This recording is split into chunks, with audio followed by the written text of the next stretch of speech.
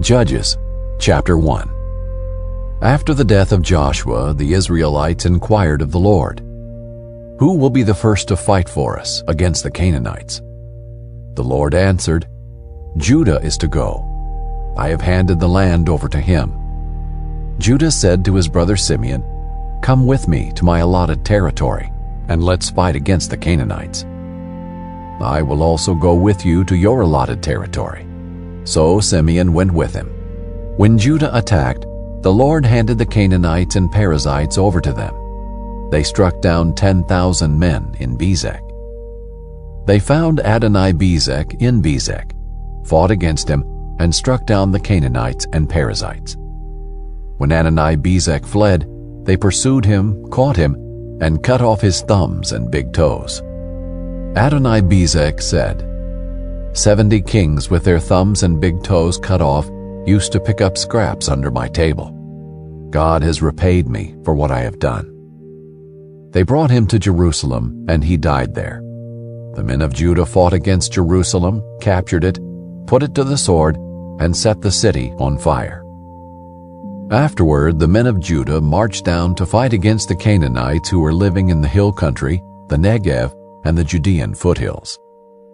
Judah also marched against the Canaanites who were living in Hebron. Hebron was formerly named Kiriath Arba. They struck down Sheshai, Ahiman, and Talmai. From there they marched against the residents of Debir. Debir was formerly named Kiriath Sepher. Caleb said, "Whoever attacks and captures Kiriath Sepher, I will give my daughter Aksah to him as a wife." So Othniel, son of Kenaz, Caleb's youngest brother, captured it, and Caleb gave his daughter Aksah to him as his wife. When she arrived, she persuaded Othniel to ask her father for a field. As she got off her donkey, Caleb asked her, "What do you want?" She answered him, "Give me a blessing. Since you have given me land in the Negev, give me springs also." So Caleb gave her both the upper and lower springs. The descendants of the Kenite, Moses' father-in-law, had gone up with the men of Judah from the city of palms to the wilderness of Judah, which was in the Negev of Arad. They went to live among the people. Judah went with his brother Simeon, struck the Canaanites who were living in Zephath, and completely destroyed the town. So they named the town Harmah. Judah captured Gaza and its territory, Ashkelon and its territory, and Ekron and its territory. The Lord was with Judah and enabled them to take possession of the hill country. But they could not drive out the people who were living in the plain, because those people had iron chariots. Judah gave Hebron to Caleb, just as Moses had promised. Then Caleb drove out the 3 sons of Anak who lived there. At the same time, the Benjaminites did not drive out the Jebusites who were living in Jerusalem. The Jebusites have lived among the Benjaminites in Jerusalem to this day. The house of Joseph also attacked Bethel, and the Lord was with them. They sent spies to Bethel. The town was formerly named Luz. The spies saw a man coming out of the town and said to him, "Please show us how to get into town, and we will show you kindness." When he showed them the way into the town, they put the town to the sword, but released the man and his entire family. Then the man went to the land of the Hittites, built a town, and named it Luz. That is its name still today.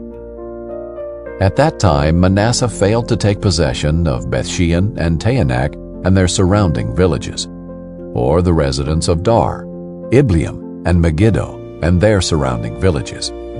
The Canaanites were determined to stay in this land. When Israel became stronger, they made the Canaanites serve as forced labor, but never drove them out completely. At that time, Ephraim failed to drive out the Canaanites who were living in Gezer. So the Canaanites have lived among them in Gezer. Zebulun failed to drive out the residents of Kitron or the residents of Nahalal. So the Canaanites lived among them and served as forced labor.